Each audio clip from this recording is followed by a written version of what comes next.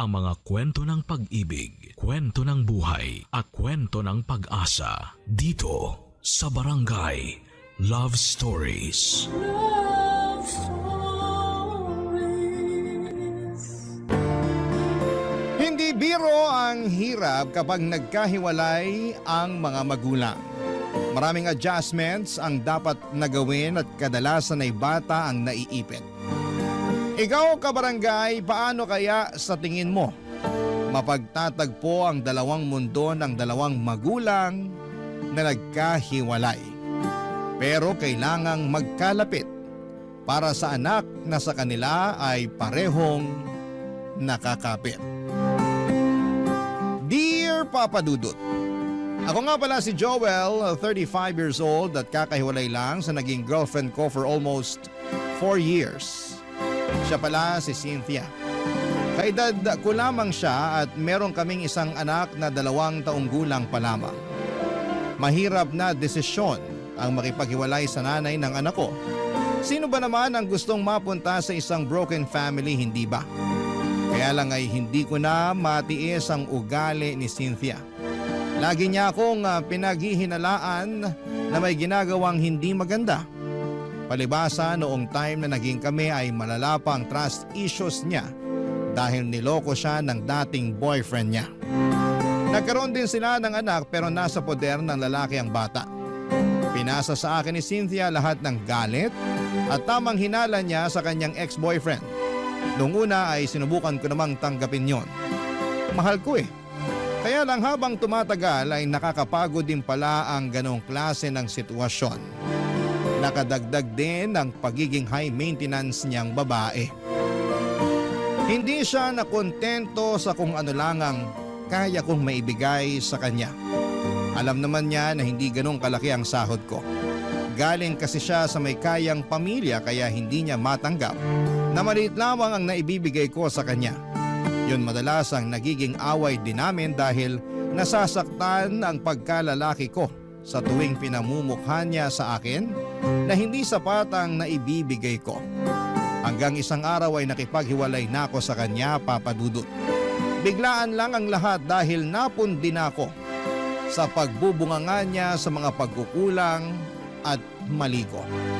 At dahil nga sa pakikipaghiwalay ko ay nagtanim siya ng galit sa akin at nakaapekto yon sa anak namin, Papa Dudut.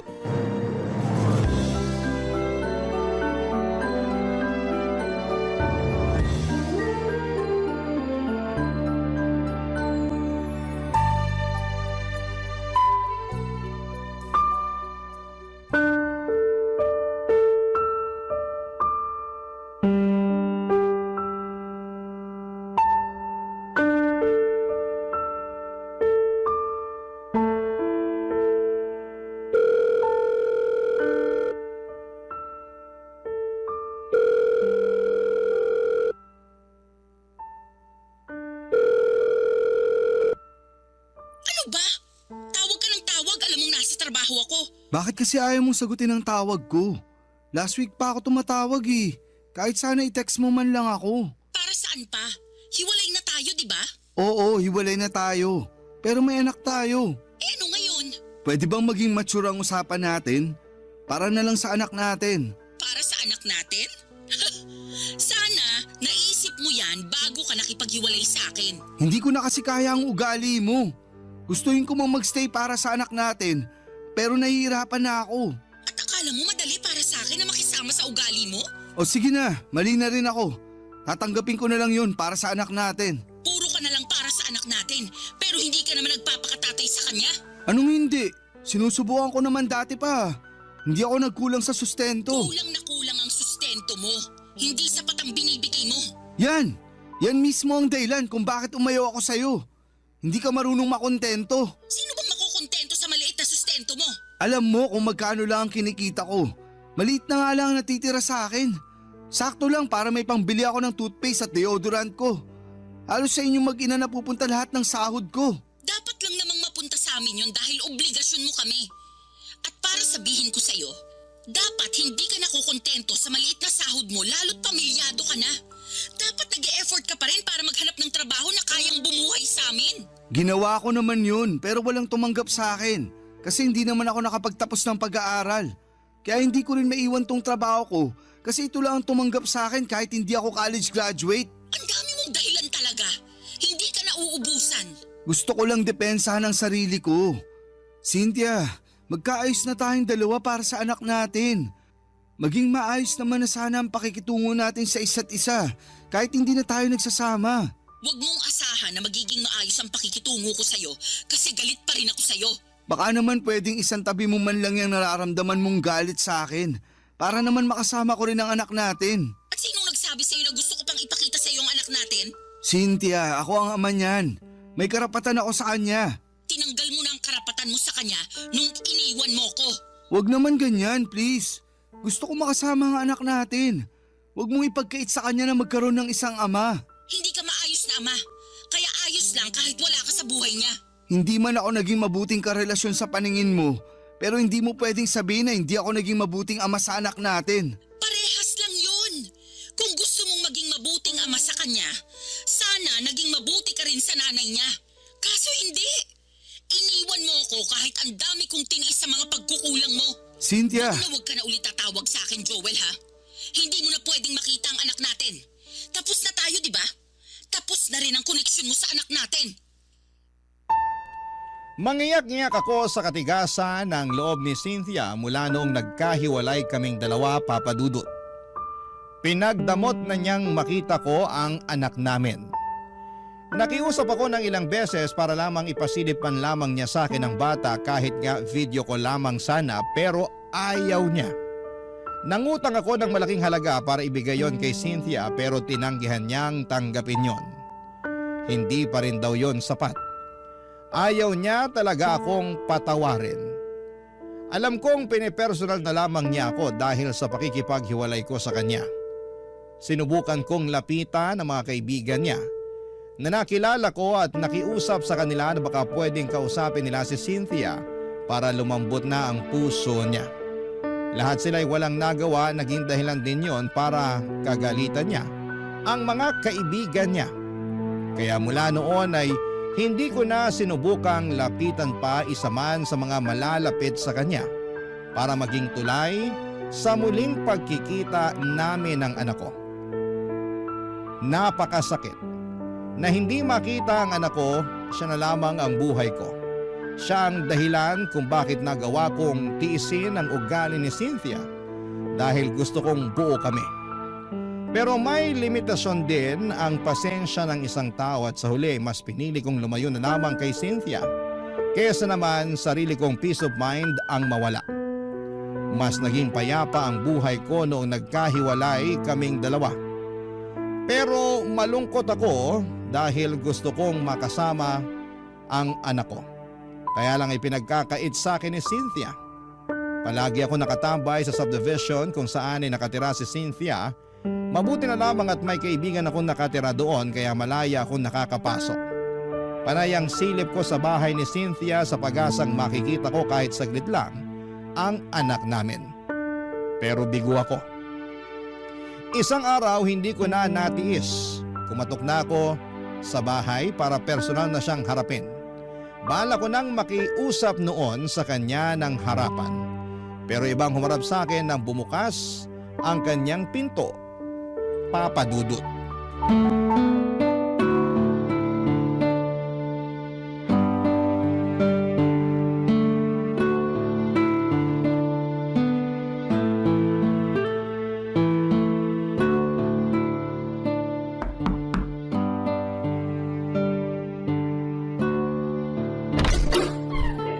Sino po kayo? Sino ka? Hala? Ako po kaya unang nagtanong. Joel. Joel ang pangalan ko. Andyan ba si Cynthia? Naku, umalis po kaninang umaga. Ganun ba? Mga anong oras kaya siya makakabalik? Baka po hapon na yon kasi dadaan daw muna siya sa bahay ng parents niya bago po siya bumalik dito. Ah, sino ka nga pala? Ay, pasensya na, hindi po agad ako nakapagpakilala. Ako nga po pala si Mara, ang yaya ng anak ni Ma'am Cynthia.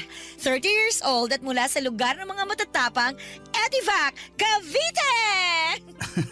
Hanep ang intro pang Miss Universe. Kabog, di ba? Sabi niyo kasi magpakilala ako eh. Kaano-ano mo si Cynthia? Ay, naku, teka lang po baka miyembro kayo ng Budol-Budol Gang ha? Kasi yung mga ganyang tanungan, napanood ko na yan sa balita eh. Hindi. Ay, ex-boyfriend ako ni Cynthia. Kayo po yung lagi niyang sinasabi na kampo ng demonyo. Naalala ko na. Kayo yung tatay ng anak niya. Ang sakit naman nung kampo ng demonyo. Pero sige, tatanggapin ko. Ganun ang tingin niya sa akin eh. Ang tindi nga po ng galit niya sa inyo. Ang dami niyang kwento tungkol sa inyo. Hula ko, wala siyang magandang nasabi tungkol sa akin no. Ang galing niyo naman pong manghula. Hiniwalayan ko kasi siya, kaya sobrang bitter niya sa akin. Naiintindihan ko naman siya, kaya lang Kaya lang ano po? naiipit kasi yung anak namin. Doon ako nahihirapan. Ay, hindi po ba niya pinapakita sa inyong anak niyo? Mula nung nagkaiwalay kami, hindi na niya pinakita sa akin. Kahit makausapan lang po sa phone? Kahit yan, hindi pwede. Pinapaupa ko na muna ang galit niya sa akin. Pinagdarasal ko na lang na makamove on na siya agad para hindi na niya ipagkait sa akin yung anak namin. Mukhang matagal-tagal pa bago siya makamove on sa inyo, sir. Halos bumuga na nga ng apoy sa tuwing naaalala niya kayo eh. Mapagtanim din kasi ng galit yun. Hayaan mo na lang. Baka naman kasi minahal rin niya kayo ng sobra. Kaya nasaktan. Tapos naging bitter na dragon. Kaya nga eh. Minsan, pinagsisisihan ko rin na iniwan ko siya. Kasi bahal niyo pa ho, ano? Ay! Naiisip kong balikan siya para makita ko na yung anak namin. Sobrang desperado na ako, Mara. Gusto ko talagang makita kahit ilang minuto lang yung anak namin. Ay, paano kaya to? May naisip kasi ako pero baka mapag-initan ako ni Ma'am Cynthia kapag nalaman niya eh. Ano ba yun? Matutulungan mo ba ako para makasama ko ang anak ko? Hindi ko po may papangako pero susubukan ko po na maipakita sa inyo yung anak nyo kapag wala po si Ma'am Cynthia dito. Kukunin ko na lang po yung number nyo, sir. Gusto mo lang nga ata akong makatextmate eh. Hala si sir! May boyfriend po ako sa Cavite ha? Huwag kayong ganyan, loyal ako dun. Binibiro lang kita kasi masyado nang mabigat yung usapan natin eh. Sige, ito ang number ko. Pero palitan mo na lang ang pangalan ko para hindi makita ni Cynthia na nag-uusap tayo. Ay teka, sisave ko na po. Patingin nga po ulit. Ayan. Nasave ko na po yung number nyo. Ite-text ko po kayo mamaya ha? Salamat Mara Salamat. Sana matulungan mo akong makita ang anak ko. Hindi ko maitago ang saya ko nang makaharap ko si Mara. Nabuhayan ako ng pag-asa na muli kong makakapiling ang anak ko sa tulong ng kanyang yaya, Papa Dudut. Kinagabihan ay nag-text si Mara sa akin. Nakauwi na raw ang mag-ina ko. Kinuha niya ang Facebook account ko para isend ang pictures ng anak namin ni Cynthia. Palihim niyang ginawa yon habang nasa banyo ang ex ko. Yun ang unang beses na nasilayan ko ang mukha ng anak ko matapos siyang itago sa akin ng nanay niya. Kahit kasi sa Facebook ay hindi nagpo-post si Cynthia ng pictures ng anak namin. Kahit mga kamag-anak niya ay wala ring post tungkol sa kanilang mag-ina. Kaya hindi ko maitago ang sobrang gala ko nang sa wakas. Nakita kong muli ang anak ko kahit sa picture man lang. Sinabi sa akin ni Mara ang schedule ni Cynthia. Pinapadaan niya ako sa Huwebes dahil buong araw daw na wala si Cynthia dahil pupunta siya ng Pampanga para sa trabaho niya. May conference daw sila roon at gabi na siyang makababalik ng Maynila. Agad ako nag-leave ng trabaho para makasama ko ang anak namin. Pinaghandaan ko yon, bumili ako ng mga pagkain para sa kanya pero pinagbawalan ako ni Mara na bumili ng laruan para hindi makahalata si Cynthia. Sinabi rin niya na sapat na ang pagkain lang ang dalhin ko. Yung mauubos lang sana sa araw ng pagdalaw ko.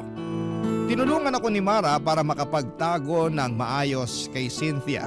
Dahil oras na malaman ni Cynthia na nakakasama ko ang anak ko, ay baka mas lalo lamang siyang gumawa ng paraan para ilayo siya sa akin. Hindi ko yon makakayanan, Papa Dudut. Kaya buong ingat kami ni Mara sa mga pagpunta ko roon. Para kahit kaunti ay hindi maghinala si Cynthia sa ginagawa naming lihim na pagkikita, Papa Dudut. Barangay Love Stories. Barangay Love Stories. Papadudot, tubong Cavite nga si Mara. Sa mga sumunod na araw na pagdalaw ko ay marami na akong nalaman sa kanya. Meron na pala siyang anak na 6 years old mula sa kanyang ex-boyfriend. Nasa Cavite ang bata at nadadalaw niya kapag day off niya tuwing Sabado hanggang Linggo ng tanghali. May boyfriend din siya na kasama na niya sa bahay nila sa Cavite. Yun daw ang nag-aalaga ng anak niya. Mabait daw ang boyfriend niya at wala siyang masabing hindi maganda roon dahil siyang tumayo bilang ama ng anak niya. Nakita ko naman kung gaano niya pinagmamalaki ang boyfriend niya. Isang bagay na hindi nagawa sa akin ni Cynthia noong kaming dalawa pa lamang. Kinakahiya kasi niya ako noon dahil nga mas malaki ang kinikita niya at galing pa siya sa mayamang pamilya. Natatandaan ko pa, noong mga unang buwan na magkarelasyon kami ni Cynthia ay gusto niya sa dating kondo niya lamang kami magkasama. Ayaw din niyang mag-post kami ng picture na magkasama. Nasasaktan ako noon. Pero prangka naman niyang inamin sa akin na hindi ako gusto ng pamilya niya dahil may kaya nga sila sa buhay. Pero kahit na ganoon ay pinaparamdam naman sa akin ni Cynthia na minamahal niya ako. Pero atras abante lang din talaga siya sa relasyon namin. Dahil bukod sa sulsol ng kanyang pamilya ay dumagdag pa ang trust issues niya sa akin kahit na wala naman akong ginagawang kalokohan. Kahit na hindi naging maayos ang trato niya sa akin ay never ko siyang niloko. Yun naman ang may pagmamalaki ko sa kanya hanggang dulo. Kaya lang ay hindi naman niya yon pinakinggan dahil para sa kanya, pare-parehas ng lahat ng mga kalalakihan.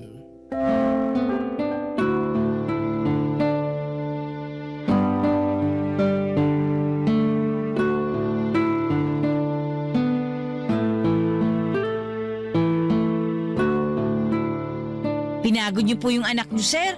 Ang himbing kagad ng tulog, oh. Sorry na. Na-enjoy ko lang makipaglaro ulit sa kanya. Alam mo namang ang tagal ko nang hindi nakasama ang anak ko. Gets kita, sir.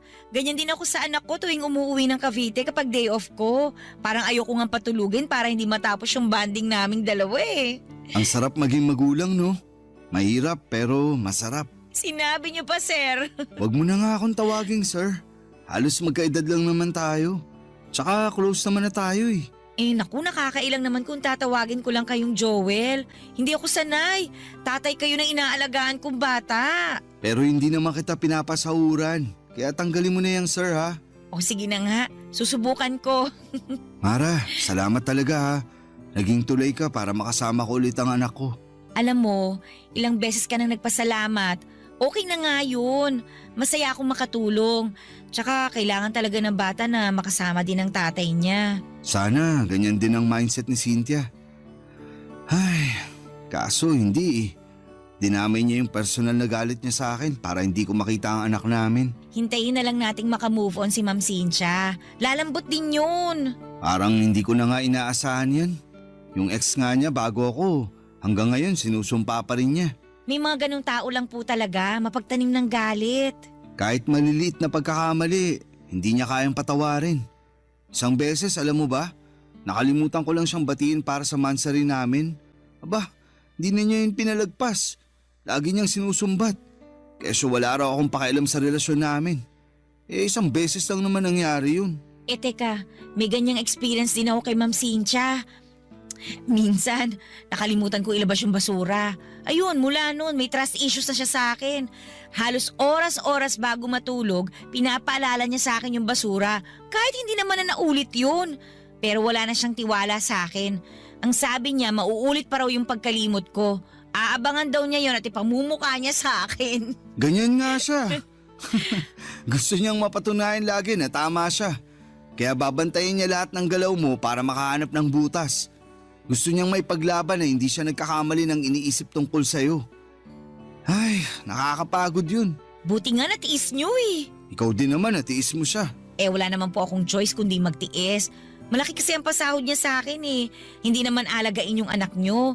Si Ma'am Cynthia na lang talaga yung kailangan kong pagpasensyahan. Sana balang araw, ma-realize niya yung ugali niyang ganun. Mauubusan talaga siya ng taong iintindi at magtitiis sa kanya kapag hindi pa siya nagbago.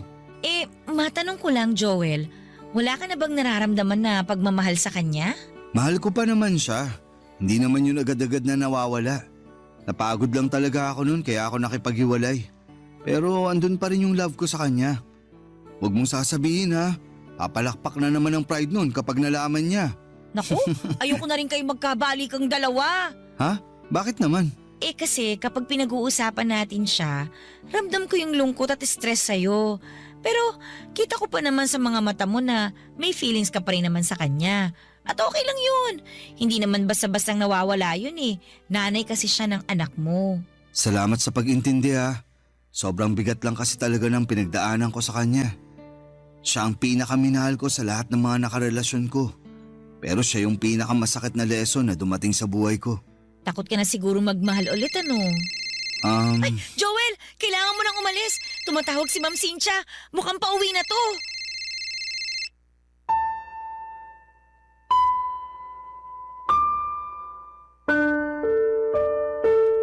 Nagpanik kaming dalawa ni Mara dahil nabaga ang pag-uwi ni Cynthia. Pinagdadampot ko na lamang lahat ng kalat at pagkain na pinagsaluhan namin ni Mara at ng anak ko bago ako lumabas. Nagmadali akong pumunta sa bahay ng kaibigan ko sa subdivision na yon. Doon muna ako magpapalipas bago ako mag-book ng masasakyan. Kailangan munang makauwi ni Cynthia bago ako lumabas ng subdivision para hindi kami magkasalubong na dalawa. Ganon na kasi ang sistema namin. Napakiusapan ko naman ang kaibigan ko. Naintindihan niya ang sitwasyon ko, lalo't saksi siya sa naging relasyon namin ni Cynthia. Tinitext na lamang ako ni Mara kung nakarating na ba si Cynthia sa bahay niya at saka na ako aalis ng subdivision. Ilang buwan na rin na naging ganon ang kalakaran namin. And so far ay hindi naman kami nahuli. Madalas kaming nagkakausap ni Mara para humingi ng update sa anak ko. Ang sabi nga ni Mara, halos hindi rin maharap na asikasuhin ni Cynthia ang anak namin dahil subsob ito sa pagtatrabaho kaya madalas silang dalawa ni Mara ang magkasama. Laging nagkukulong si Mara at ang anak ko sa kwarto niya at doon nagvi-video call kami ng palihim. Habang naglalaro ang anak ko, naka-on lang ang video para makita ko siya. Mabuti na lamang at tahimik ang anak ko kapag nakaka-video call ko siya. Araw-araw ay gano'n ang mga nangyayari.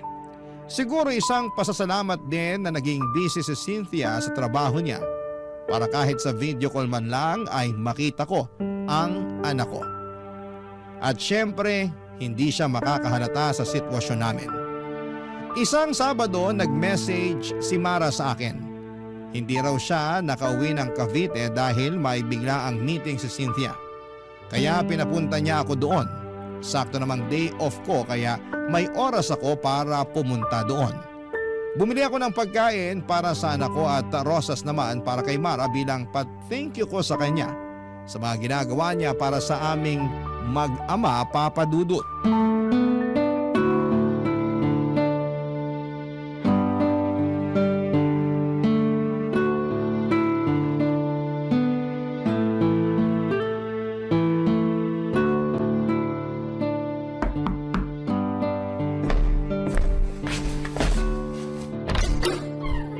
Oh Joel, pasok ka na.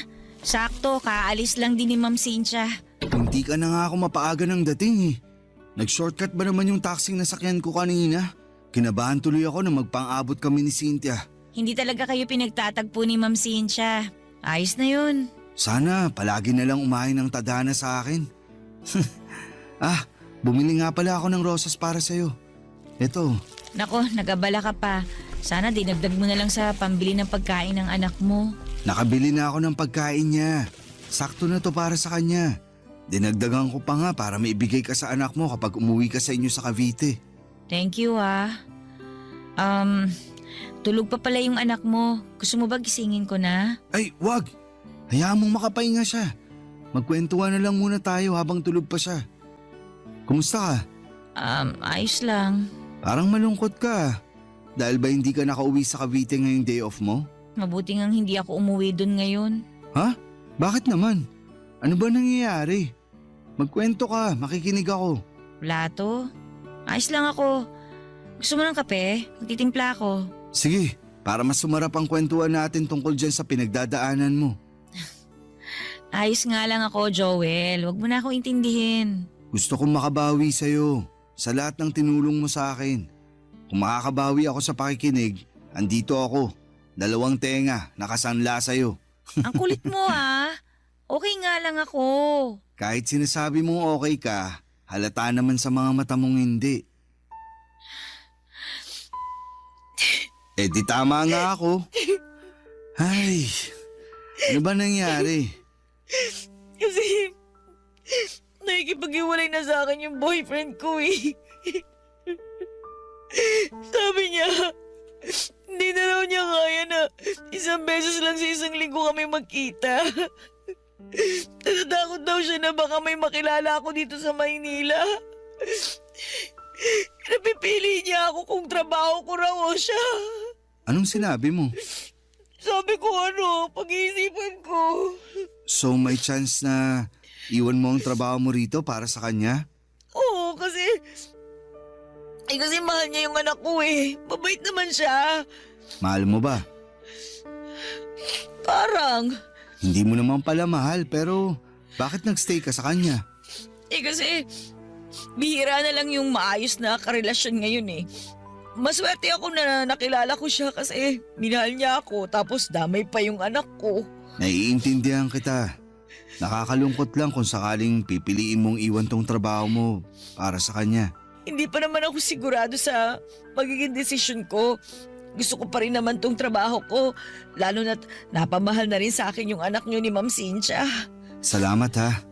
Bilang magulang, masarap sa pandinig yung sinabi mo.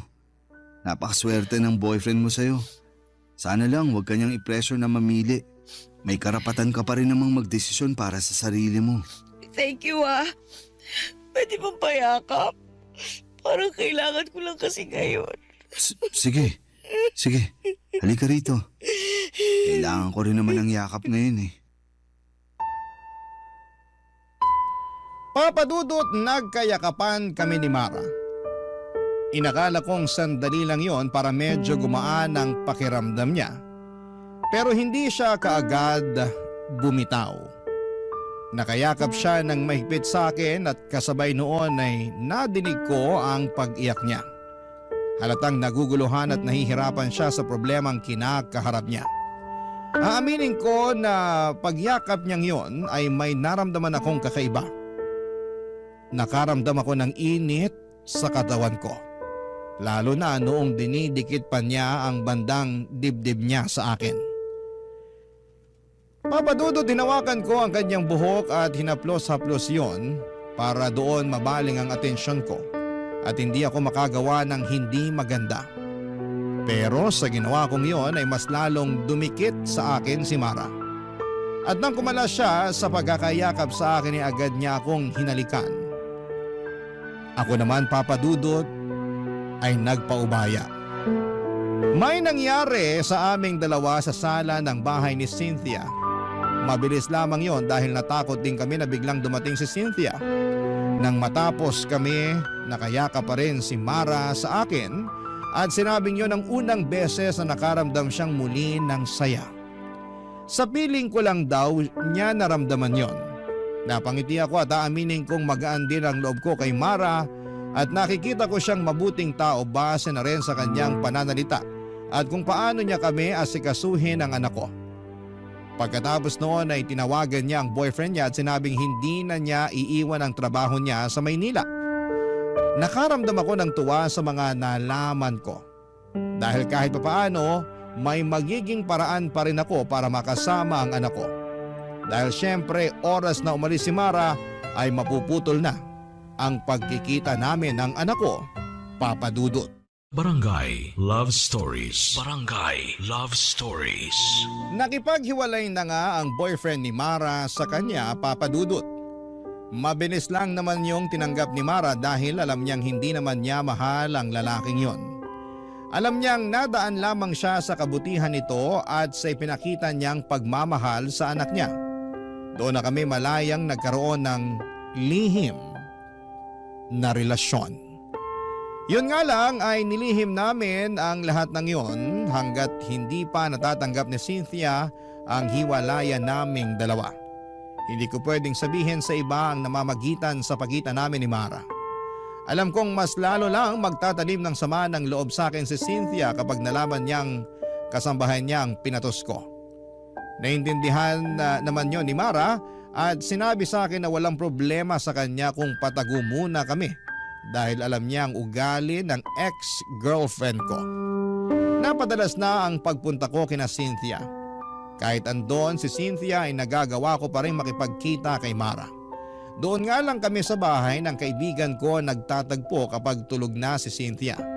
Madalas nga, kapag dumadalaw na ako sa bahay ni Cynthia, hindi ko na halos nakakasama ang anak ko kasi mas madalas na kaming magkaharutan ni Mara.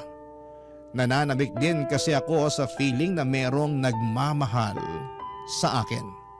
Pero hindi naman namin pinapabayaan ang anak ko ha, ikaklaro ko lang. Siyempre alam niyo naman na siguro yung pakiramdam ng mga unang buwan ng relasyon, hindi ba? Kumbaga nakaikot lang kayo sa mundo ng bawat isa at ini-enjoy ang lambingan at saya. Ganon ang nangyayari sa amin noon ni Mara. Nagkakaroon kami ng sariling mundo kung saan kaming dalawa lamang ang pwedeng makapunta at makakita.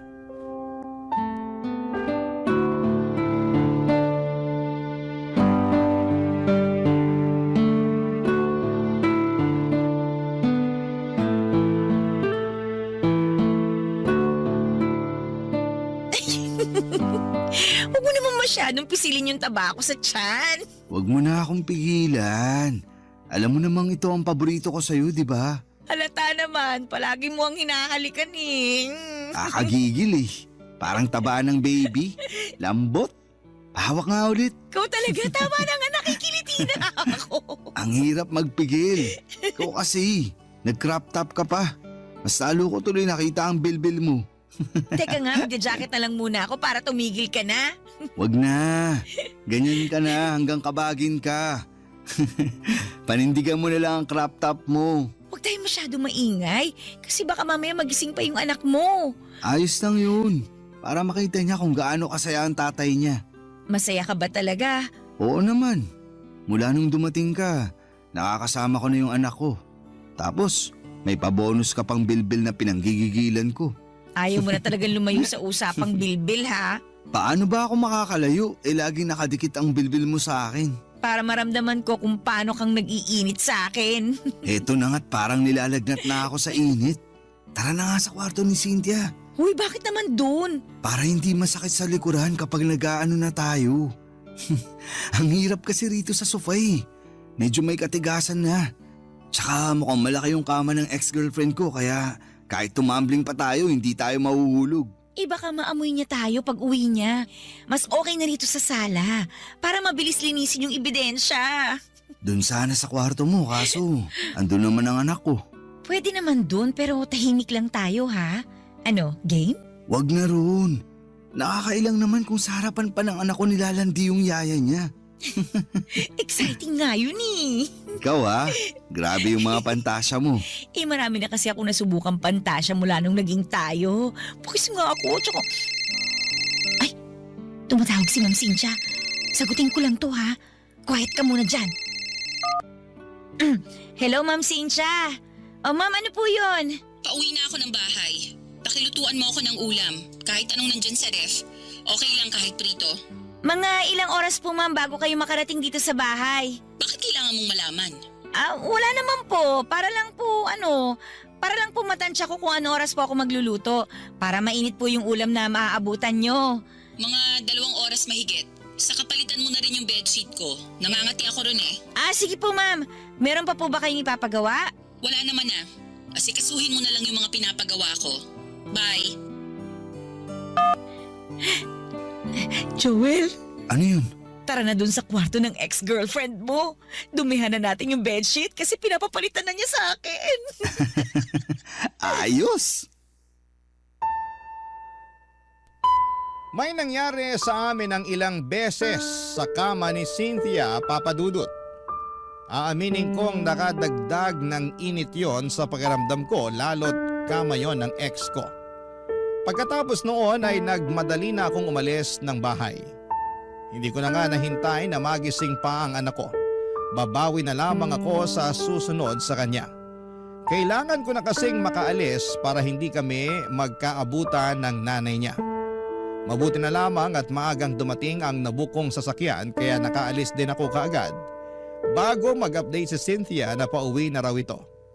At nang makauwi ako ng bahay, tinadtad ni Mara ng mga selfie niya ang messenger ko. Napangiti ako at nakaramdam muli ng init. Sinabi ko sa kanya na mag-usap na lamang kami ulit kapag matutulog na si Cynthia. At makalipas nga ang ilang oras bago sumabit ang alas 11 ng gabi ay nag-message na si Mara. Gising noon ang anak ko at magkasama silang dalawa habang magka-video call kami. Para silang mag-ina at para kaming pamilya ng mga oras na yon. Nakapag-usap siguro kami ng mahigit 1 oras bago ko tinapos ang tawag. Para makapagpahinga na rin ang anak ko dahil alanganin na ang oras. Nag-chat na lamang ako kay Mara na sabihan niya ako kung kailan ulit ako makakadalaw. Mabilis naman siyang nag-reply at sinabing pwede na raw kagad kinabukasan. May out of town meeting daw si Cynthia at madaling araw na ito makakauwi. Natuwa ako noon dahil mas mahaba ang oras na makakasama ko na si Mara at ang anak ko. Kaya naman natulog na ako kaagad para maaga akong makabili ng mga pagkain nilang dalawa sa pagdalaw ko, Papa Dudut.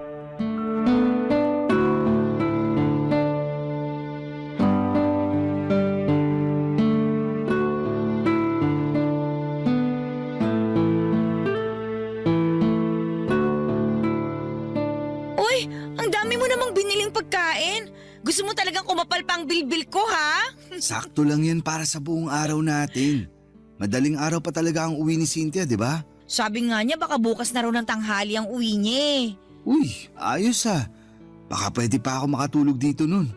Para may experience ko namang matulog buong gabi kasama kayo ng anak ko. Gusto ko rin naman yun. Yaan mo, kapag lumamig na ang lahat, magagawa na natin yan. Sa ngayon, magtago lang muna tayo. Buti ka pa. Ang lawak ng pangunawa mo. Sana ganyan din si Cynthia. Wow! Cynthia! Akala nyo ganun ako katanga para hindi makahalata? 1 buwan ko nang alam ang ginagawa nyo. Palihim ako naglagay ng CCTV dito sa bahay, lalo na sa kwarto ko. Huminahon ka muna. Huminahon? May oras pa ba ako para gawin yun? Eh punong-puno na ako ng galit sa inyong dalawa. Ma'am, sorry po. Sorry saan? Sa pagpapapasok ng ahas dito sa bahay ko? Ay teka, ikaw pala ang ahas na pinapasok ko rito. Huwag mo siyang pagsalitaan ng ganyan. Ako ang may kasalanan. Ako ang namilit na ipakita niya sa akin ang anak natin. Anak lang ba natin ang gusto mong makita, Joel? Base sa mga CCTV footage na nakita ko, parang masabik kang mayakap at mahiga sa kama yung yaya ng anak mo. Grabe rin!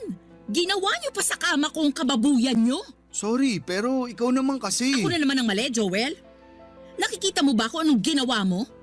Mas lalo mong sinira ang tiwala ko sa'yo. Kung sa una pa lang sana hindi mo na ipinagdamot ang anak ko sa akin, edi hindi sana tayo aabot sa ganito. Pinapatikim ko lang sa'yo ang epekto ng pag-iwan mo sa akin. Sinabi ko naman sa'yo na huwag mong idamay ang anak natin sa problema natin pero… Sa ayaw at gusto mo, madadamay talaga ang anak natin. Lalo na ngayon, ang bababoy nyo. Habang nasa kabilang kwarto ang anak natin, nagawa mo pa talagang patungan ng yaya niya, Joel? Anong klaseng pag-iisip ang meron ka? Bakit init ng katawan ang pinapairal mo? Kasalanan ko po, Ma'am Cynthia. Huwag niyo pong sisihin si Sir Joel. At ngayon, Sir Joel ang tawag mo sa kanya? Matapos kang maghubad sa harapan niya? Iba ka rin ha? Nagmamahalan lang po kaming dalawa. Walang masama sa ginagawa namin. Nagmamahalan? Walang masama? Sigurado ka? Habang wala ako sa bahay na to, Pinagkatiwalaan kita, Mara. Ang bilin ko sa'yo, wag na wag kang magpapapasok ng ibang tao. Pero sinunod mo ba yon? Hindi. Sabihin mo ngayon sa akin kung walang masama sa ginawa mong yon. Hindi mo na nirespeto ang bahay ko.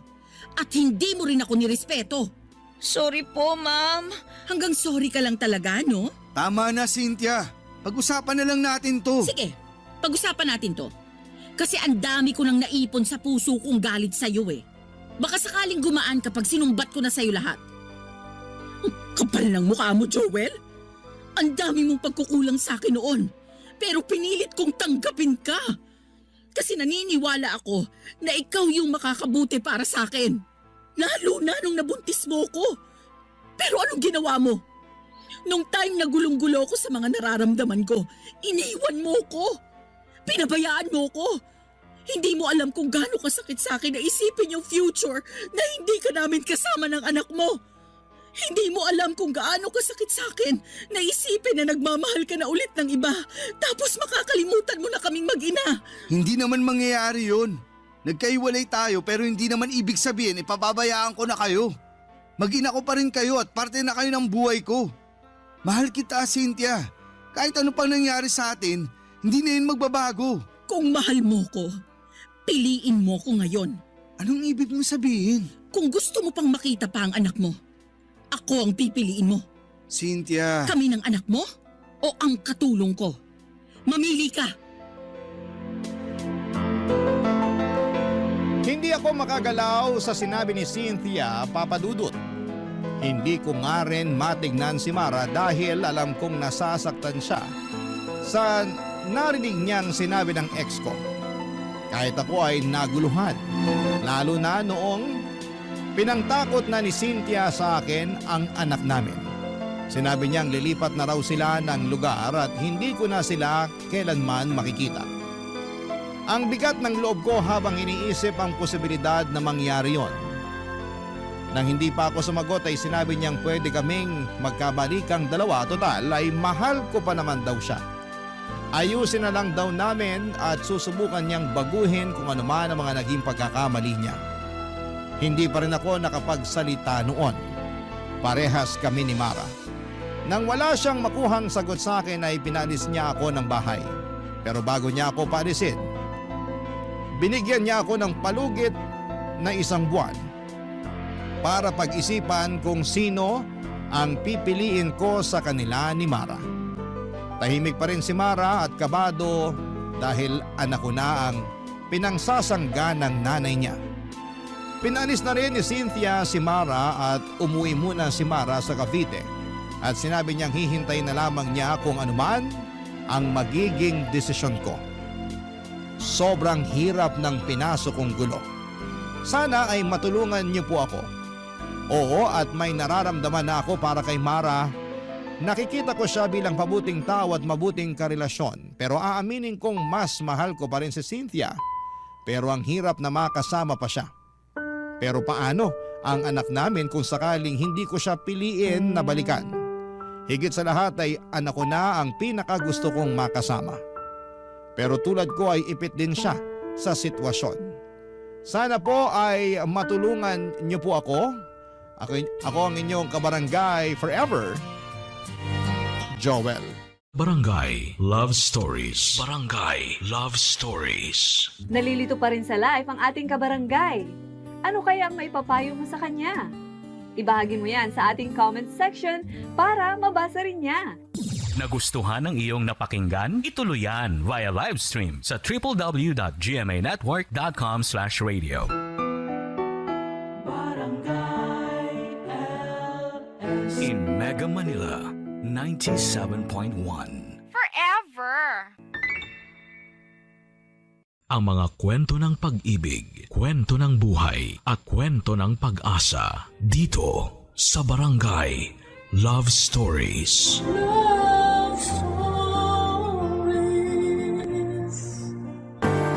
Ang pag-ibig na wagas ay hindi sumusuko sa pagsubok. Hindi ito nakabase sa yaman o karangyaan, kundi sa tunay na damdaming handang magsakripisyo kahit anong unos pa ang dumaan.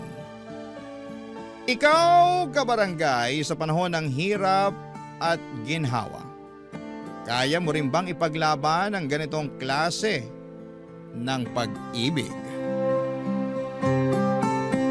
Dear Papa Dudut, magandang araw sa inyo, Papa Dudut. Ako po si Ermilio, pero tawagin niyo na lamang po ako sa palayaw kong Melo.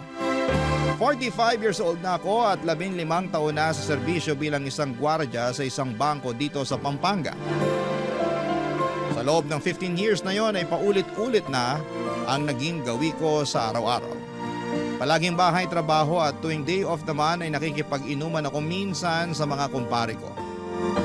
Panggabi ako sa trabaho at dahil ako ang bantay sa bangko tuwing sarado ito ay wala akong ibang ginawa buong magdamag kundi ang manood lang ng pelikula online habang hinihintay ang pagsapit ng umaga.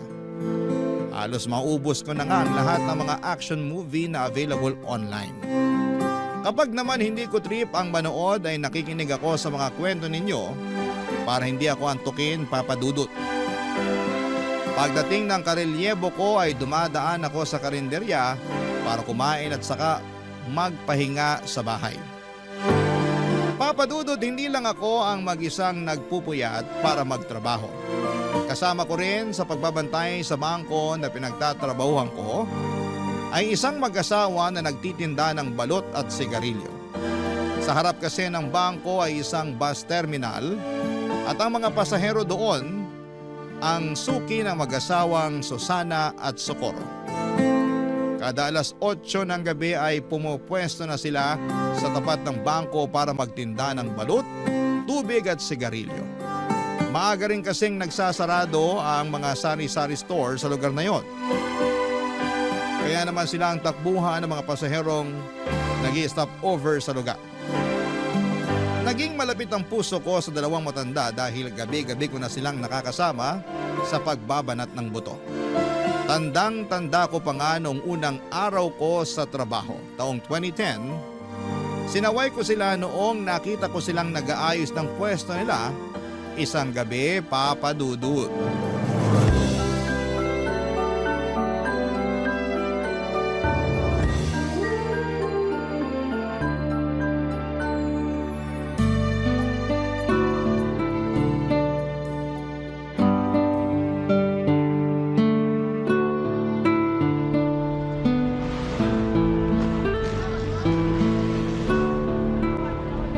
Itali mo ng maayos yung payong para hindi liparin. Paano liliparin? Wala namang hangin. Kine-question mo pa ako, itali mo na nga lang. Hindi natin hawak ang panahon. Baka mamaya biglang lumakas ang hangin. Ito na, itatali ko na. Mawalang galang na po, Nay, Tay. Bawal po kayong magtinda rito. Pag-aari po ng bangko tong lugar eh. Hindi po kayo pwedeng pumesto rito. Ay anak, matagal na kaming nagtitinda rito. Dito talaga yung pwesto namin. 10 taon na kaming pumapwesto rito, sir. Alam yan nung security. Ako na po yung bagong gwardya. Wala na po yung dati. Wala na si Rudy? Bakit? Anong nangyari sa kanya? Lumipat po siya ng agency. Di na raw po niya kaya magpuyat. Ganun ba? Hindi ba niya nabanggit sa'yo na may pumupwesto rito para magtinda? Hindi po eh. Hanggang alas 4 lang naman kami dito, sir. Bago pa magbukas yung bangko, wala na kami rito. Kaso po ngayon, mas maigpit na yung patakaran. Bawal talaga mga nagtitinda sa mismong labas ng entrance eh. Baka mamaya may dumating mula sa head office, ako po yung mapagalitan. Wala naman sigurong dadalaw sa inyo ng ganitong oras. Gabi na eh. Kahit doon na lang kami sa gilid para hindi makasagabal. Ayos lang ba yon? Ay, sigurado po ba kayo na matagal na kayo rito? Oo, 10 taon na kaming nagtitinda rito. Marami nang dumaang CQ dyan. Lahat sila kilala kami. O sige po, kung pinapayagan naman kayo ng mga dating security dito, hindi ko na po kayo paaalisin. Basta medyo gumilid lang po tayo ha. May CCTV po kasi. Mahirap na, baka mapagalitan ako. Kasi simula ko pa lang po dito sa trabaho. Ay naku, salamat ha. Socorro, ilipat mo na yung mesa sa gilid. Buhatin mo na muna yung lagayan ng balot. Ay, wag niyo na pong ilipat. Diyan na po muna kayo ngayong gabi pero bukas po, doon na kayo sa gilid, ha? Tsaka iwasan po natin magkalat. Bawal din po ang maingay. Opo sir, wala pong problema sa kalat. Nagwawalis kami bago kami umuwi. Wala ring maingay dito. Sige po. Salamat. Ano nga palang pangalan mo, anak? Ermelio po. Pero Melo na lang po ang itawag nyo sa akin. Salamat, Melo. Wala pong anuman. Kayo po, ano pong mga pangalan nyo? Ako si Susana. Ito naman ang asawa kong si Socorro. Taga rito lang din po ba kayo? Oo, malapit lang kami rito. Diyan lang kami sa may bukana, yung papasok dyan. Ganun po ba? Ilang taon na po kayo? 60 na ako. Ako naman +5. Bale 65 po. Oo, mas matanda ako sa kanya ng 5 taon. Bakit naman po hanggang ngayon nagtatrabaho pa kayo? Hindi po ba dapat nagpapahinga na lang kayo sa bahay nyo? Nako, kung hindi kami magtitinda, saan kami pupulot ng pangkain? Kailangan naming kumita para may pambili kami ng ulam. Wala po ba kayong anak? Meron, marami. 5 silang lahat. Nasaan po sila? Bakit hindi po sila magbanat ng buto? May kanya-kanya na silang pamilya eh. Kami na lang nitong asawa ko yung magkasama sa bahay. Ganun po ba? Di wala na kayong kasama sa bahay niyan. Wala na. Kami na lang dalawa ni Socorro ang magkasama. Sabi ko nga sa kanya, tumira na lang kami dun sa bahay ng bunso namin eh. Kaso ayaw ng asawa ko. Bakit naman po? Magiging pabigat pa ba kami sa bunso namin? Wag na. Kaya naman namin ang sarili namin eh. Nasa 60 na kami pero malakas pa naman kami. Mabuti naman po kung ganun pero dapat sa edad nyo pong yan. Yung natitirang lakas nyo, ini-enjoy nyo na lang po eh. Parang yung nanay ko po, hindi ko na siya pinagtatrabaho ngayon. Maswerte yung nanay mo, sir. Kasi may mabait siyang anak. Kami. Naku, itong si Socorro. Sisiraan pa ang mga anak namin. Wala tayong magagawa kung maging mga anak natin naghihirap. Pero kahit na, ilang taon natin silang inalagaan tapos iiwan lang nila tayong… Ay nako, katulad ng sinabi ko, wala na tayong magagawa pa. Desisyon nila yon. Relax lang po kayo. Huwag po kayo mag-aaway. Ganito talaga kami magsagutan pero hindi kami nag-aaway. Sige po. Maiwan ko na po kayo dyan para hindi ko na po kayo maabala. Kung may kailangan po kayo, doon lang po ako nakapwesto. Doon po banda sa sulok. Salamat anak. Salamat, sir. Huwag niyo na po akong tawaging sir. Melo na lang po. Maliit na matanda si Nanay Susana, maikli ang buhok nito na medyo nakukuba na. Tuwing nakikita ko siya ay parang lagi siyang galit pero kapag kinausap mo na siya ay sobrang palatawa siya at madaldal. Ang asawa naman itong si Tatay Socorro ay payat at maliit din katulad ni Nanay pero malakas pa rin siya. Lalo na sa mga pagbubuhat ng mga inilalako nila. Mas mahiyain si Tatay Socorro kesa kay Nanay Susana pero mas naging close ko si Tatay dahil pareho kaming mahilig manood ng action movies. Naawa ko sa sitwasyon ng mag-asawa. Kaya naman hinayaan ko na lamang silang pumwesto sa harapan ng bangko. Total ay gabi naman na at sarado na ito. Nung una ay taga-masid lamang ako sa dalawa, si Tatay Socorro ang unang nagbabantay sa pwesto nila. Mula alas 8 ng gabi hanggang alas 12 ng madaling araw ay nakaupo siya sa lumang plastic chair at binabantayan ang tinda nilang balut, tubig at sigarilyo. Samantala ay natutulog naman sa likuran nito si Nanay Susana. Nakapwesto siya sa bisikletang may sidecar na siyang gamit-gamit nila sa pagbibitbit ng kanilang lamesa at malaking payong para hindi sila mahamugan. Pagsabit naman ng hating gabi ay papalitan ni Nanay Susana si Tatay Socorro sa pagbabantay para makapagpahinga ang asawa niya. Siya ang nagbabantay hanggang sa alas 4 ng umaga. Siya na rin ang nagwawalis ng mga kalat at nagliligpit ng mga gamit nila. Sa kanya gigisingin ang asawa niya para makauwi na sila at makapagpahinga.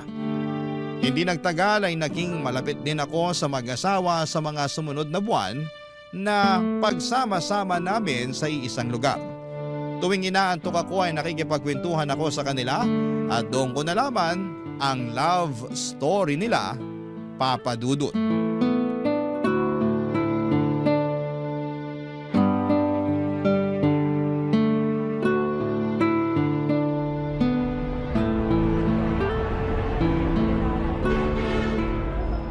Tay, pabili po ako ng yosi.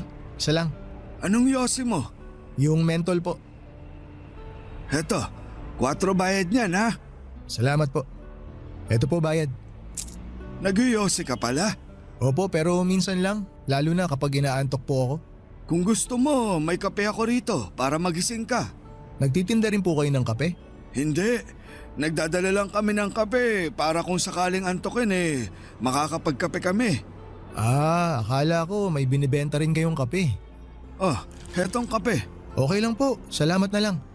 Baka po wala ng kape si nanay mamaya. May extra naman kami. Karaniwan kasi, nakakadalawa ako ng kape.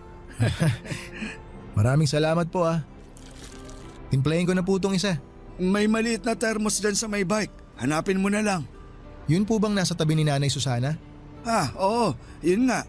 Kunin ko na po. Ay sige, mamaya ako natitimplahin. Sarap po ng tulog ni Nanay. Oo nga Napagod siguro kanina sa bahay. Naglaba Mukhang sanay na sanay talaga kayo sa puyatan ano? Ilang taon na po ulit kayo nagtitinda rito? Nasa 10 taon na rin siguro. Hindi ko na maalala kung kailan kami nagsimula Paano naman po kayo nagsimula? Bakit nyo naisipang magtinda rito? May sari-sari store dati si Susana. Kaso nalugi. Nung umalis sa bahay yung bunso namin, nagpasya yung asawa ko na magtinda na lang ng balot dito sa may terminal. Tapos may mga naghahanap ng sigarilyo. Kaya nagdagdag na rin kami ng sigarilyo tsaka tubig na rin. Kumusta naman po ang kitaan? Sakto lang para sa aming dalawa. Kahit papano, kumikita naman kami ng sapat para may pambili ng bigas. Minsan, kung matumal ang benta, kumakain kami ng kangkong na tanim ng asawa ko. Marami yung tanim sa bahay Meron siyang talong, sili, kamatis. Kung ano yung mga gulay na nasa bahay kubo na kanta, meron siya. Para po mas tipid no? Ako nga gusto ko rin magtanim para may mapagkukunan ng ulam kapag kinapos. Kaso hindi mahilig yung mga bata sa gulay Ilan na ulit anak mo?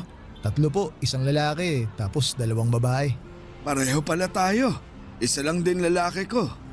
Tapos babae na lahat. Matanong ko naman po kayo tay. Paano po kayo nagkakilala ni Nanay Susana? Mahabang kwento yan. Maaga kami nagkakilala niya ni Susana. Bata pa lang kami noon. Gaano po kabata? 16 siya noon tapos 21 naman ako. Nagkakilala kami sa isang pista. Ah, talaga po? Oo, kasama niya mga kaibigan niya noon. Puro sila sosyalin. Si Nanay? Oo, mayaman yan noon. Inhinyero ang tatay. Tapos po, anong nangyari? Pinili ako kaya eto, naghihirap ngayon kasama ako. Hindi ko po maintindihan tay. Pinapili po ba siya? Nung sinagot kasi ako ni Susana, syempre hindi naman ako mayaman noon. Kargador lang ako Wala akong tinapos. Mahirap lang kami. Nung nalaman ng tatay ni Susana na ako yung nobyo niya, hindi sila pumayag. Ah, kaya siya pinapili. Ganun na nga. Pinapili siya ng mga magulang niya. Iiwan niya ako o itatakwil siya ng pamilya niya. Mas pinili na lang ni Nanay na itakwil siya? Kaya nga siya nandito, di ba? Ayan mahimbing ang tulog. Talagang ipinaglaban po kayo ni Nanay ano? Kaya nga ginagawa ko ang lahat para maging maayos ang buhay niya. Kahit na naghihirap kami. Lahat ng gusto niya, pinipilit kong ibigay. Kasi alam kong hindi ganito yung buhay na nakagisnan niya. Pero ito pa rin ang pinili niya dahil sa akin. Wala po bang pagsisisi si Nanay Susana sa ginawa niya? Wala siyang sinasabi sa akin pero may mga pagkakataon na ramdam ko na parang nagsisisi siya sa pinili niyang buhay. Minsan nga, nakokonsensya ako Bakit naman po kayo nakokonsensya? Kasi huli na nung napagtanto ko na hindi pala sapat yung pag-ibig lang para magkaroon ng magandang buhay. Hindi sapat na mahal niyo ang isa't isa. Minsan, napapaisip ako, kung hindi ako pinili ni Susana, siguro maganda na ang buhay niya ngayon. Pero kita ko naman po tay na masaya si Nanay sa piling niyo. Tuwing magkasama kayo, naiinggit nga ako kasi ang sweet nyo pa rin tingnan. Kita ko sa mga mata nyo kung gaano nyo kamahal ang isa't isa. Kasi yun na lang ang meron kami. Wala kaming yaman. Ang meron lang kami ang isa't isa. Naantig ako sa love story nila Nanay Susana at Tatay Socorro. Pero sa parehong pagkakataon ay nalungkot din ako na hanggang sa pagtanda nila ay kayod kalabaw pa rin sila na para bang walang ipinagbago ang buhay nila noon hanggang sa kasalukuyan.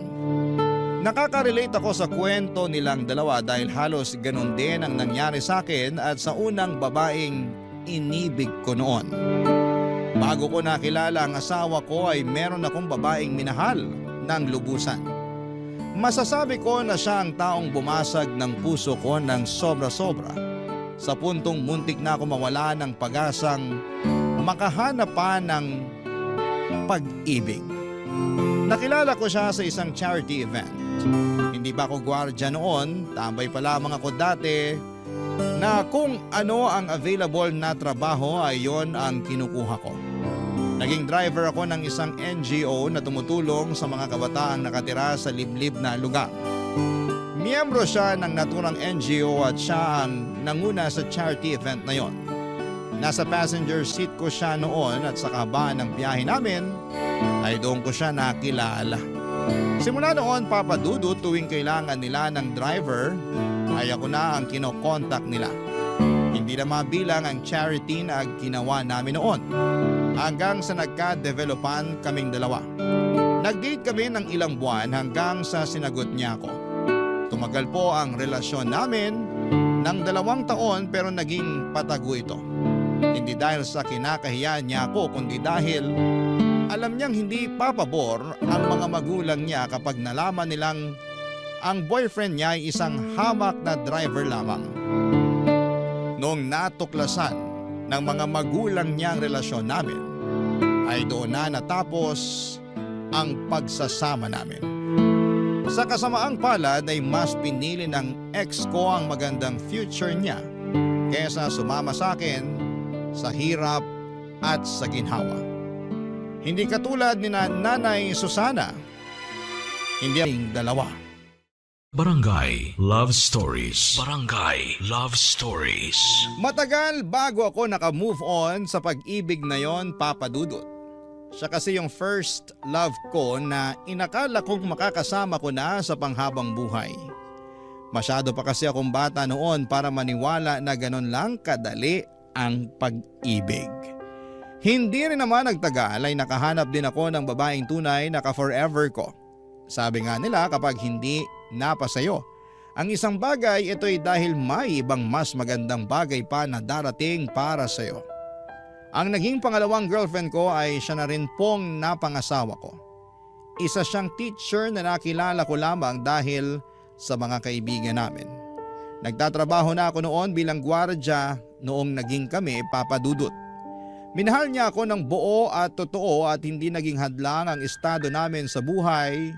Ngayon ay may 3 na kaming anak at kahit papaano ay nabibigyan naman namin ng maayos at komportableng buhay ang mga anak namin kahit na hindi kami mayaman. Kung ako ang tatanungin ninyo, Papa Dudut, ay wala akong pinagsisisihan sa naging takbo ng love life ko. Totoo na nasaktan ako noong nawala sa akin ang unang babaeng minahal ko pero never ko siyang sinisisi na mas pinili niya ang future niya kesa sa akin. Nakita ko rin kasi na naging maganda naman ang outcome ng pag-iwan niya sa akin. Dahil may common friends kami sa Facebook ay may time noon na dumadaan sa newsfeed ko ang post ng ex kong yon. Kasal na siya at nakapangasawa ng isang politiko. May 2 na silang anak at masaya na sila sa buhay nila katulad ko na masaya na rin ako sa sarili kong buhay. Kaya po natutuwa ako sa kwento ni Nanay Susana at Tatay Socorro dahil pinaglaban talaga nila ang pagmamahala nila. Isang gabi habang tulog si Tatay ay isang bagay ang tinanong ko kay Nanay Susana, Papa Dudut.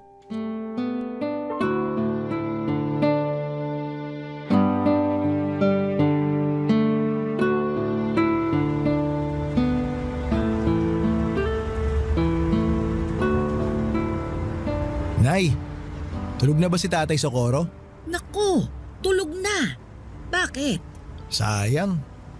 Nakalimutan ko na pinabaunan pala ako ng misis ko ng pagkain. May dala po akong spaghetti dito tsaka Shanghai na pang midnight snack sana natin. Ako na lang ang kakain.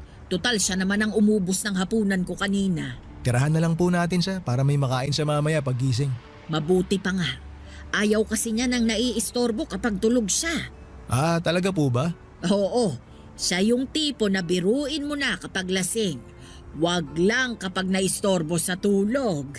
O sige po, tayo na lang po ang magsalo nitong baon ko. Bakit? May handaan ba sa inyo? Birthday po kasi ni Mrs. Nagluto siya ng spaghetti para sa mga bata tapos Shanghai. Ay sabihin mo sa kanya happy birthday ha. Makakarating po. Matagal-tagal na rin akong hindi nakakatikim nito eh. Alam mo, nung bata pa ako, kada kaarawan ko, hindi nawawala itong spaghetti. Favorite ko ito eh. Nabanggit nga po sa akin nung mga nakaraang araw ni tatay na mayaman daw ang pamilya niyo, Nay. Oo, 2 anak lang kasi kami kaya kung ano yung mga gusto namin, ibinibigay talaga ng papa namin. Kahit kailan, hindi po ba talaga kayo hinanap ng mga magulang niyo? Hindi. Hindi ko alam kung sinubukan ba nila akong hanapin. Hindi rin kasi nila alam kung nasaan ako eh. Bakit po hindi nila alam? Kasi nagtanan kami ni Socorro. Walang nakakaalam kung saan kami nagpunta pati mga kaibigan ko. Eh nung araw na yon, tinalikuran ko lahat-lahat. Ibig niyo pong sabihin, simula noon, hindi niyo pa rin po nakikita ang pamilya niyo? Nagpunta ako sa libing ng nanay ko. Yun na yung huling pagkikita namin. Nakakalungkot naman po yun. Eh yung tatay niyo po? Mas nauna siyang namatay. Hindi ako nakapunta noon kasi wala akong pamasahe. Ipinagdasal ko na lang siya. Pero wala naman po kayong pinagsisisihan sa mga naging desisyon niyo sa buhay, Nay. Kasi maganda na yung buhay niyo noon eh. Ako? Nako, marami akong pinagsisisihan. Tulad po ng ano? Na sana hindi na lang ako nakipagtanan. O hindi kaya bago ako nakipagtanan, dinala ko yung mga alahas ko para may maisasadla ako. Nagsisisi po ba kayo na pinili niyo si Tatay Socorro? Eh, sino ba naman ang may gusto ng ganitong buhay, 'di ba? Masyado pa akong bata noon eh, at sa pag-ibig. Akala ko kakayanin ko lahat kasi kasama ko ang taong minamahal ko. Pero hindi pala ganun yun. Iba ang realidad sa mga pelikulang napapanood natin. Kung babalik po kayo sa nakaraan, Nay, tingin niyo ba iibahin niyo yung naging takbo ng buhay niyo? Hindi. Wala akong babaguhin. Ah, wala po. Akala ko po ba... Hindi naman porket nagsisisi ako. Ibig sabihin nun gusto ko nang burahin yung mga nangyari sa buhay ko. May mga pagsisisi ako, pero wala akong babaguhin. Alam mo kung bakit? Bakit po? Kasi naging masaya ako. Yun yung isang bagay na ayaw kong mawala sa akin. Masaya ako na si Socorro ang napangasawa ko. Masaya ako na nagkaroon kami ng maraming anak. Masaya ako na sa kabila ng hirap ng buhay, magkasama pa rin kami hanggang ngayon. Masaya ako kasi napatunayan namin sa mga magulang ko na kaya naming magtagal kahit wala kaming itinatagong yaman. Lahat ng sayang yon ay dahil kay Socorro. Nakakatuwa naman po yun. Kaya ikaw, sundin mo kung anong nasa puso mo, ipaglaban mo, pero gamitin mo rin ang utak mo para sa ikabubuti.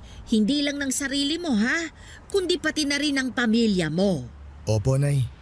Tatandaan ko po yung mga sinabi niyo. Sa panahon ngayon ay malimit na lamang akong makakita ng mag-asawang sabay tumatanda. Katulad nila Nanay Susana at Tatay Socorro ay dalangin ko rin na makasabay ang asawa ko hanggang sa pagtanda ko. Parang napakahirap na rin kasing makahanap ng kabiyak. Nasasamahan tayo hanggang sa pagtanda natin. Kung hindi nasisira ang relasyon ng mag-asawa dahil sa pangangaliwa, minsan ay mas maaga namang kinukuha sa langit ang isa. Kaya maswerte ang mag-asawa dahil napanindigan nila ang pangako nila sa bawat isa na magsasama hanggang sa pagputi ng mga buhok nila. Nakakainggit dahil hindi yon nagawa ng mga magulang ko. Maaga kasi kaming iniwan ni tatay matapos siyang malunod. Noong mga bata pa lamang kami dala ng kalasingan. Nasa dagat kami noon at nagsiselebrate ng birthday ng kapatid ko. Nagiinuman sina tatay kasama ang mga kapatid nito noong nagpaalam siya para umihi. Makaraan nga ang ilang minuto ay hindi na siya bumalik pa. Noong hinanap namin siya ay nakita siya ng tiyuhin ko na nakadapa sa buhanginan. Ang ulo nito ay nakalubog sa mababang parte ng dagat. Tuwing nakikita ko sina Nanay Susana at Tatay Socorro ay parang natutunaw ang puso ko sa saya. Sila kasi yung klase ng pag-ibig na pinapangarap ng marami. Pag-ibig na nagsimula noong mga bata sila at napanindigan nila hanggang sa tumanda na sila.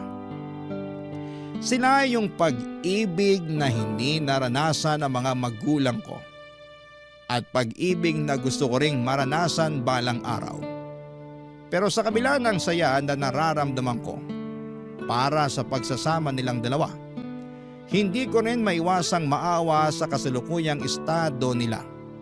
Sa edad nilang yon, dapat ay nagpapahinga na lamang sila. Hindi na rin kasi maganda sa kalusugan nila ang nagpupuyat para lamang kumita.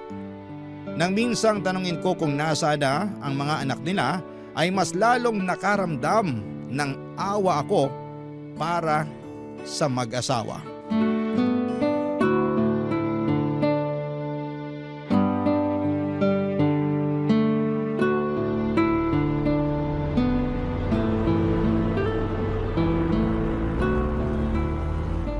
Melo, ano yung pinapanood mo?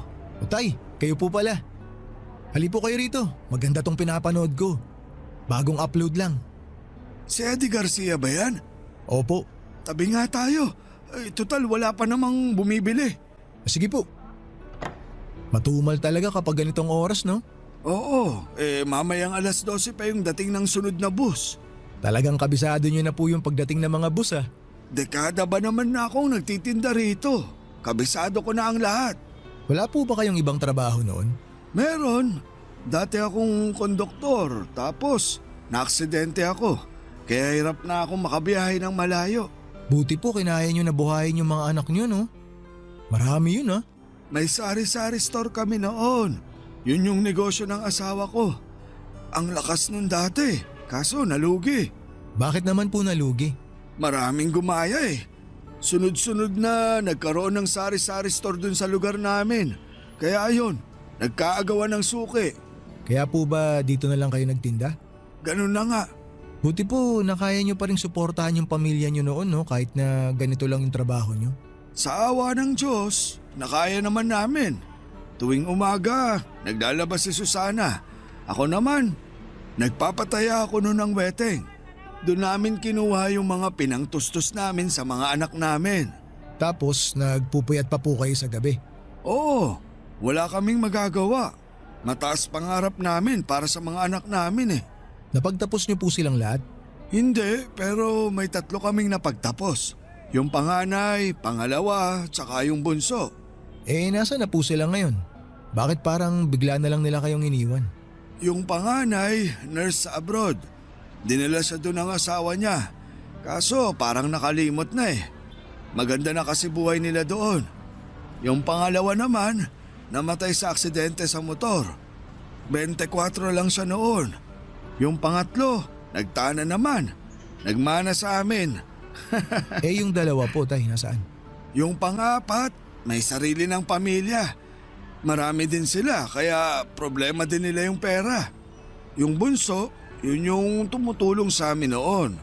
Pero simula nung nagkapamilya, medyo nagigpit na rin ang sinturon. Wala naman po ba kayong tampo sa kanila na para bang pinabayaan na lang nila kayo ni nanay? Wala naman. Ang mahalaga sa amin nagampanan namin ng maayos yung trabaho namin bilang magulang. Ayaw din naman namin ni Susana na humingi ng tulong sa mga anak niya kasi alam niya na may mga kanya-kanya na rin silang buhay.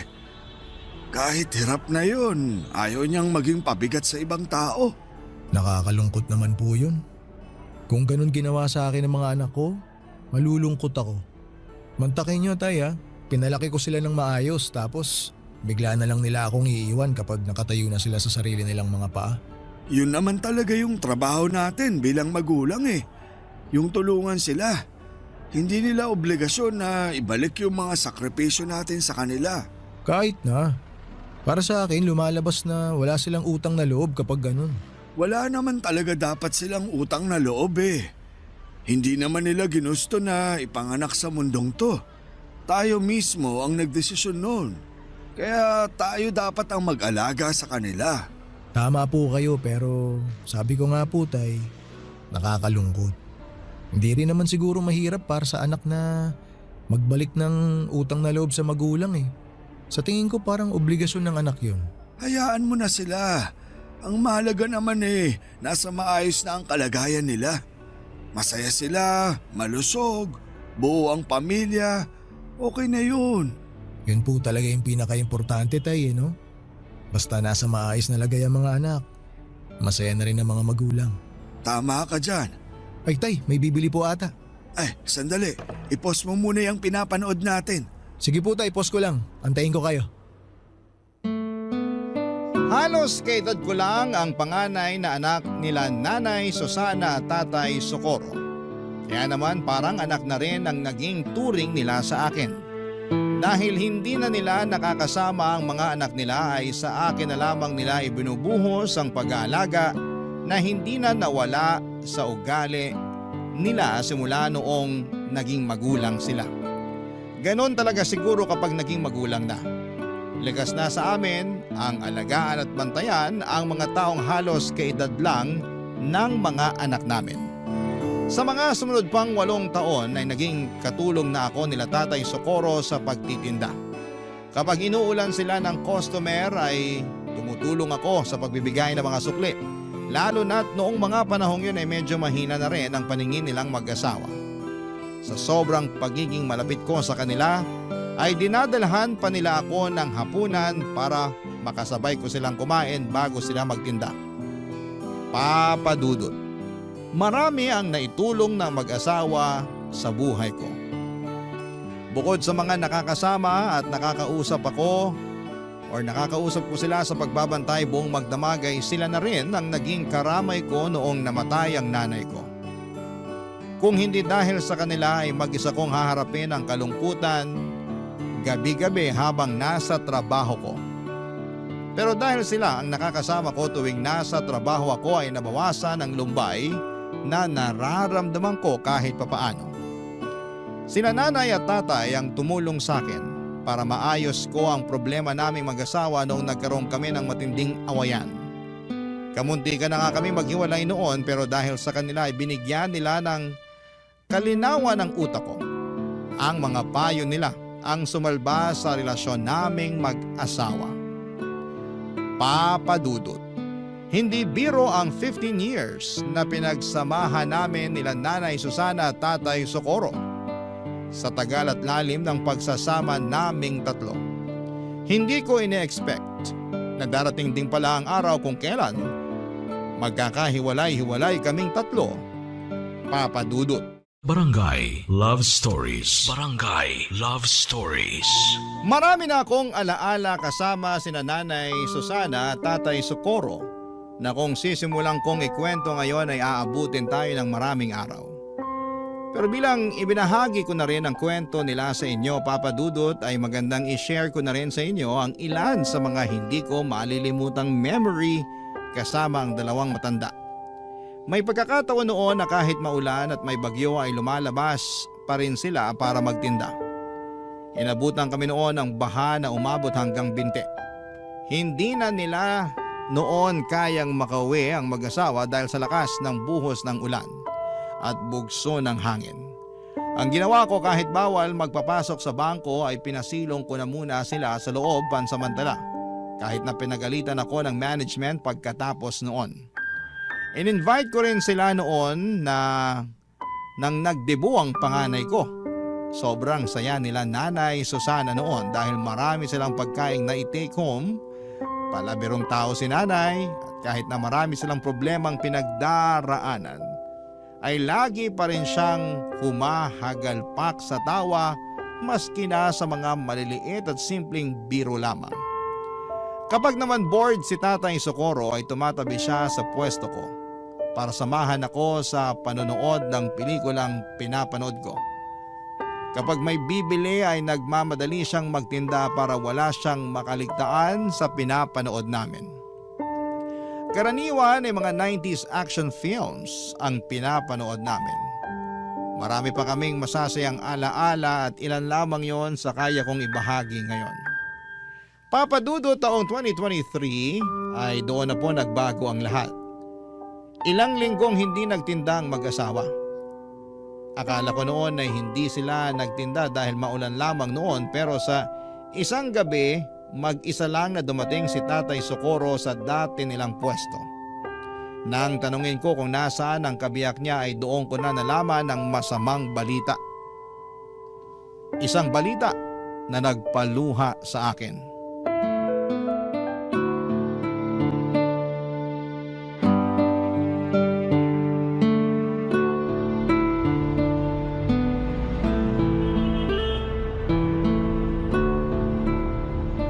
Tay Socorro, kumusta na po kayo? Ilang linggo rin kayo nawala ni Nanay Susana ha? Mabuti naman ako, Melo. Hindi niyo po ata kasama si Nanay ngayon, Tay. Nasa ospital siya ngayon. Ha? Bakit po? Anong nangyari kay Nanay? Di ba matagal na siyang inuubo? Opo, binilhan ko pa nga po siya ng gamot para mawala yung ubo niya eh. Ayun, mas lumala yung ubo niya. Nung nagsuka na siya ng dugo, itinakbo na namin siya sa ospital. Hala, akala ko ubot sipon lang meron si Nanay. Malala na pala. Kaya nga eh, medyo nahirapan na rin kasi siya sa paghinga kaya natakot na kami. Yung bunso ko ang nagsabi na itakbo na siya sa ospital. Eh, kumusta na po si Nanay ngayon? Nasa ospital pa rin siya. Mukhang matatagalan pa bago siya makabalik sa pagtitinda. Ano po bang sakit niya? Alam niyo na po ba? May cancer si Susana, Melo. Ho? Ay, ano pong klaseng cancer? Lung cancer daw. Hindi ko nga alam kung paano niya nakuha yun eh. Akala namin, yung mga nagkaka-cancer lang sa baga yung mga naninigarilyo. Oo nga, hindi naman nag-iossi si Nanay ah. Pero nakakalanghap pa rin daw siya ng usok mula sa mga nagsisindi. Yun daw yung rason. Hala, paano na ngayon yan, Tay? Kaya nga ako nawala ng ilang linggo kasi nagbantay ako sa ospital. Eh, bakit nandito po kayo ngayon? Nakiusap na lang muna ako sa mga anak ko na sila na muna yung magbantay sa nanay nila. Di ko kayang nakikita si Susana na nahihirapan eh. Nasasaktan ako. Ay, kawawa naman si Nanay. Di bale, mukhang madidischarge na siya bukas. Stable naman na raw yung lagay ni Susana eh. Kaso nga lang, kailangan pa rin niyang bumalik sa ospital para sa treatment niya. Yun ang mahirap, Tay, yung treatment. Sobrang tapang na mga gamot para sa cancer eh. Sana kayanin ni Nanay. May kaibigan din kasi ako na nagka-breast cancer. Nakwento niya sa akin kung gaano kahirap magpa-chemotherapy. Pinapatay daw nun yung cancer cells sa katawan eh, pero para na rin daw siyang pinapatay tuwing nagpapakimo siya. Sobrang lala daw ng side effects eh. Yun na nga yung ikinakatakot ko eh. Nabanggit din niya ng doktor sa amin. Pero ang assessment nila, malakas pa naman raw si Susana. Kaya kakayanin pa rin daw naman niya yung side effects na sinasabi mo. Pero sinabi rin niya sa amin na hindi raw matatanggal ng chemo yung sakit niya. Mapapahaba lang daw nito yung buhay niya. Ay, bakit naman daw po? Hindi ko alam. Siguro dahil sa edad niya. Sabi ng anak ko, baka raw hindi kayanin ni Susana yung mga gamot. Pero kahit ganon, gusto nilang ilaban yung buhay ng nanay nila. Kahit pala papano, nag-aalala rin sila sa nanay nila. Nakakatuwa naman. Sabi ko naman sa'yo, hindi man namin laging nakikita ang mga anak namin. Alam kong handa silang tulungan kami kapag nangailangan kami. At least mapapanatag na ako na hindi kayo nag-iisa. Nandyan pa rin yung mga anak nyo. Eh, kumusta po ngayon ang kalagayan ni Nanay Susana? Ayun, medyo mahina pa rin ang katawan. Ewan ko nga eh. Simula nung tinurukan nila ng kung ano-anong gamot, mas lalo siyang nanghina eh. Hayaan niyo po, Tay. Ipapanalangin ko po na gumaling agad si nanay. Salamat, Melo. Yun na lang talaga ang kaya nating gawin ngayon. Ipagpasa Diyos ko na lang ang lahat. Huwag po kayong mag-alala. Fighter si nanay. Alam ko nalalabanan niya yung sakit niya. Sana nga. Hindi pa ako handang mawala siya eh. Tulungan ko na po kayo sa pag-aayos dyan. Salamat. Ilagay muna natin tong payong ha. Sige po. Kailanman ay hindi ko nakita si Nanay Susana na nagsindi ng sigarilyo. Hindi siya nagbibisyo pero dahil gabi-gabi siyang nakakalanghap ng usok mula sa mga parokyano nila, ay nadali ang baga ni Nanay. Doon lang nila nalaman na kahit na hindi pala naninigarilyo ang isang tao ay pwede pa rin itong tamaan ng komplikasyon sa baga na dulot ng usok nito. Ang tawag doon, Papa Dudut, ay second-hand smoking. Sa katunayan, mas malala pa nga daw ang epekto ng second-hand smoking sa iba kesa sa mismong tao na humihit-hit nito. Noong nalaman nilang may cancer si Nanay Susana ay nagtulong-tulong ang mga anak niya para maipagamot siya. Kaso nga lang ay mahal ang mga treatment na kinakailangan ni Nanay, lalo na't late stage na ang sakit niya. Sa mga unang buwan ay nagawan pa nila ng paraan ng mga gastos sa ospital. Pero kalaunan ay nawalan din sila ng mapanghuhugutan. At para hindi mahirapan ang kanyang pamilya, si Nanay Susana na mismo ang nagdesisyon na huwag nang ituloy ang treatment niya. Masyado na raw siyang matanda para ipaglaban pa ang buhay niya. Isa pa ay hindi na raw nito kinakaya ang mga side effect ng treatment niya. Tanggap na niya na hanggang doon na lamang ang buhay niya. Kaya mas pinili na lamang niyang maghirap ng mag-isa kaysa idamay pa ang pamilya niya. Nakakalungkot na parang sumuko na lamang si Nanay Susana sa buhay pero naiintindihan ko kung bakit mas pinili niyang tumigil na lamang sa pagpapagamot. Mahirap kasing lumaban kung ikaw mismo ay walang pera para ipaglaban ang sarili mong buhay. Gusto ko mang makatulong noon ay wala naman akong ekstrang pera na maipapahiram sa mag-asawa dahil maging ako ay sapat lang ang kinikita para sa sarili kong pamilya. Tanging panalangin na lamang noon ang naitulong ko para kay Nanay Susana.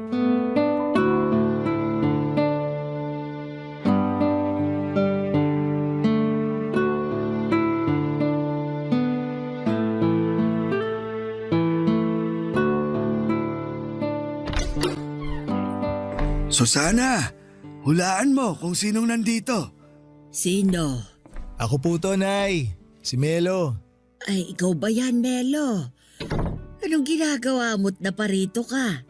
Wala naman po. Gusto ko lang po kayong makita ulit. Namiss ko kayo eh. Matagal na kayong hindi nagpapakita sa pwesto. Kailan po kayo babalik? Nako, mukhang malabong nang mangyari yan. Bakit naman ho? Eh di wala nang kasama si Tatay Socorro niyan magtinda ng balut. Kaya niya na yan, matanda na siya. Anong kaya? Ikaw yung hinahanap-hanap lagi ng mga parokyano natin. Opo, ang dami po naghahanap sa inyo, Nay. Nagtataka na nga rin yung iba bakit di raw po kayo nagpapakita sa kanila eh. Kumusta naman po kayo, Nay? Eto, mukhang mamamatay na. Nay, wag naman po kayo magbiro ng ganyan. Si Susana talaga, kung ano-anong pinagsasasabi. Ay bakit? Totoo naman na. Tingnan niyo nga ako. Mukha pa bang kaya kong bumalik sa dati? Oo naman po. Makakabalik po kayo sa dati. Magtiwala lang po kayo. Makikita nyo, mabilis kayo makaka-recover. Nako, hindi na ako umaasa dyan. Bakit naman, Nay? Tumigil na ako sa pagpapagamot. Inaantay ko na lang na malagutan ako ng hininga. Si Nanay talaga, oh. Abay, totoo. Nakikita mo ba ang itsura ko? Ang payat-payat ko na. Hirap na nga akong makatayo ng mag-isa eh. Medyo sumeksi nga po kayo eh. Pero alam ko naman po na makakabalik pa rin kayo sa dati. Tiwalang-tiwala po ako sa pag-aalaga sa inyo ni Tatay Socorro eh. Hindi ba, Tay? Oo naman. Wala eh. Gusto ko mang mabuhay pa ng matagal. Diyos na mismo ang nagpasya. Hindi mo naman alam kung yan talaga ang gusto ng Diyos eh. Bakit mo siya pinapangunahan? Hanggang ngayon ba, Socorro? Hindi mo pa rin matanggap na mamamatay na ako? Hindi. Kailanman, hindi ko tatanggapin na mamamatay ka na. Mas mabuti pang ako na lang yung mamatay kaysa ikaw. Tignan mo to, ang drama. Nako, bakit po ba patay ang pinag-uusapan natin? Wala pong mamamatay kahit isa sa inyo kasi matagal pa po tayong magkakasama. Melo, matanda na ako. Hindi ko nakakayanin pang labanan tong sakit kong to. Yung mga mas bata nga sa akin nadadali pa eh. Partida nagpapagamot pa ang mga yon.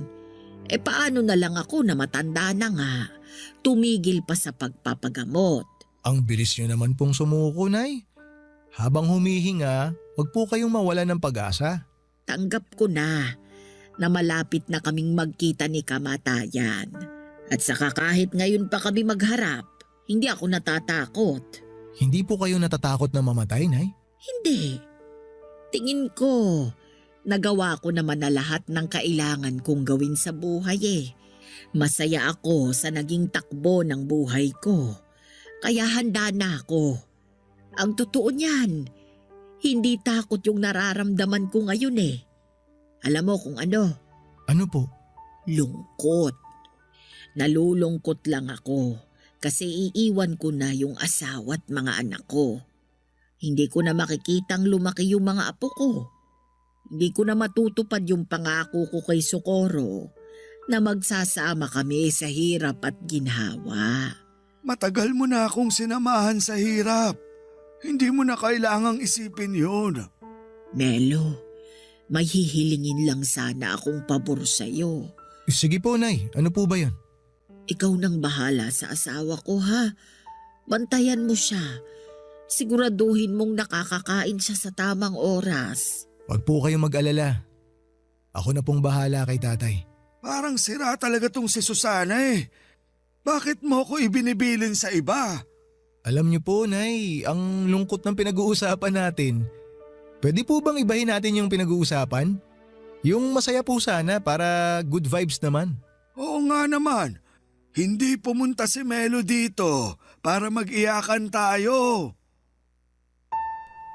Papadudot mabilis na humina ang katawan ni Nanay Susana sa mga sumunod na buwan hanggang sa isang araw ay nabalitaan ko na lamang na pumanaw na siya. Para ako nawalan ulit ng ina sa pangalawang pagkakataon. 4 na buwan lang ang itinagal ni Nanay bago siya binawian ng buhay.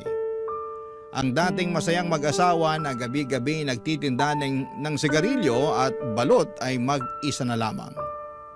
Noong natapos ang shift ko sa unang araw ng burol ni Nanay Susana ay sa kanila ako dumiretso para magbigay ng respeto. Kitang-kita ko sa mga mata ni Tatay Socorro ang labis na kalungkutan sa pagkawala ng kanyang asawa. Ang dating tahimik na si Tatay ay mas naging tahimik pa. Pagkatapos ng libing ay unti-unting bumalik sa dating gawi si Tatay Socorro.